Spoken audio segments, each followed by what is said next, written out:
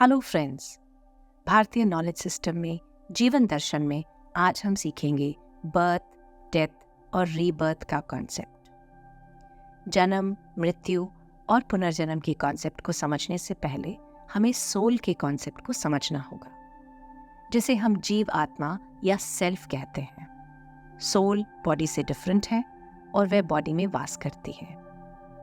Soul birth और death के cycle से गुजरती है और फाइनली ब्रह्म में लीन हो जाती है। इस बर्थ, डेथ, रीबर्थ की साइकिल के बारे में हमें बहुत से ग्रंथों में वर्णन मिलता है, जैसे कि श्रीमद् भगवद गीता के दूसरे अध्याय में, जिसका नाम है सांख्य योग। इसके अलावा छांदोग्य उपनिषद और बृहद्रनायका उपनिषद में भी इस जन्म मरण के चक्र का वर्णन मिलता है। छांदोग्य उपनिषद के छठे प्रपाठक यानी कि छठे चैप्टर के 11वें खंड के तीसरे श्लोक में कहा गया है, शरीर ढलता है और जब आत्मा शरीर को छोड़ देती है तो शरीर की मृत्यु हो जाती है, पर आत्मा नहीं मरती। आत्मा अमर है और इसका विनाश नहीं हो सकता। मृत्यु और शरीर जिसमें आत्मा वास करती है वह पेरिशेबल है, यानी कि नश्वर है, यानी कि उसका अंत हो सकता है। आत्मा शरीर के मरने के साथ नहीं मरती। आत्मा सिर्फ शरीर बदलती है, जैसे हम और आप अपने कपड़े बदलते हैं।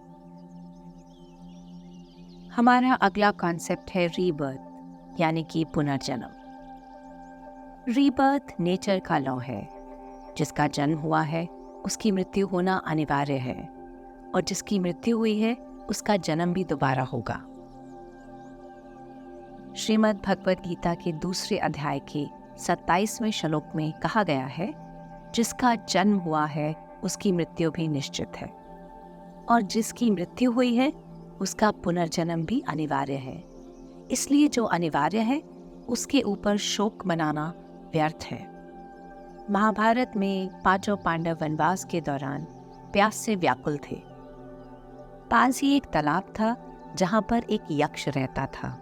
भीम, अर्जुन, नकुल, सहदेव सभी उस तालाब पर पानी पीने गए और यक्ष के प्रश्नों के उत्तर दिए बगैर पानी पीने से वे मूर्छित हो गए। तब युधिष्ठिर ने यक्ष के सभी सवालों का जवाब दिया। उसमें से एक सवाल था, किम आश्चर्य, यानी कि संसार में सबसे विचित्र चीज क्या है। युधिष्ठिर ने जवाब दिया कि संसार में हर पल कितने लोग मरते हैं। जो जीवित है वे ये सब देख रहे हैं, फिर भी वे ये कभी नहीं सोचते कि एक दिन उनकी भी मृत्यु होगी। इससे और विचित्र चीज क्या हो सकती है। जब आत्मा शरीर में प्रवेश होकर जन्म लेती है तो अज्ञान, मोह और अहंकार के कारण उसमें अहम यानी ईगो पैदा होती है। योग से अहम का नाश हो सकता है और आत्मा और परमात्मा का मेल हो सकता है। क्या इस जन्म मरण के चक्र से मुक्ति मिल सकती है?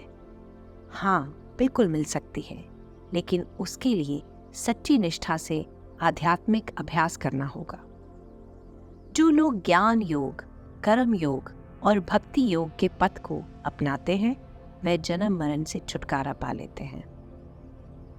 हमारा पुनर्जन्म किस पर निर्भर होता है?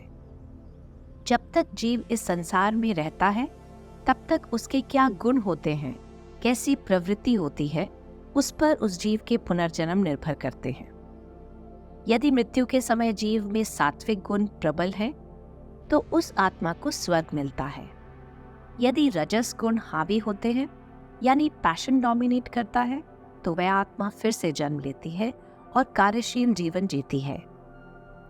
यदि आत्मा शरीर को त्याग करते समय तमस गुण से प्रभावित रहती है तो उस आत्मा को नर्क मिलता है। बृहद्रनायका उपनिषद के चौथे प्रपाठक के चौथे और तीसरे खंड में वर्णन है कि हमारे कर्म हमारा पुनर्जन्म निश्चित करते हैं। जो जैसा व्यवहार करता है वैसा ही उसका जन्म होता है। यदि किसी का अच्छा व्यवहार होता है तो उसका जन्म भी अच्छा होता है। अगर जीवन में हम बुरा करते हैं तो हमारा जन्म भी बुराई में ही होता है। हम पवित्र कर्मों से पवित्र होते हैं और बुरे कर्मों से दुष्ट। मोक्ष, साल्वेशन, जन्म मरण के चक्र से मुक्ति। मृत्यु के समय जब आत्मा शरीर का त्याग करती है तो उस समय जो मन की स्थिति होती है वह हमारा पुनर्जन्म निश्चित करती है। यदि जीव उस परम आत्मा के बारे में अपने सारे जीवन में और आखिरी मृत्यु के समय में सोचता है तो उस परमात्मा के साथ उसे स्थान मिलता है। उस आत्मा को इस संसार से जन्म मृत्यु के चक्र से मुक्ति मिल जाती है, मोक्ष मिल जाता है। Thank you friends for watching. Keep learning. और अगर आपको ये वीडियो पसंद आया हो तो शेयर करना मत भूलिएगा।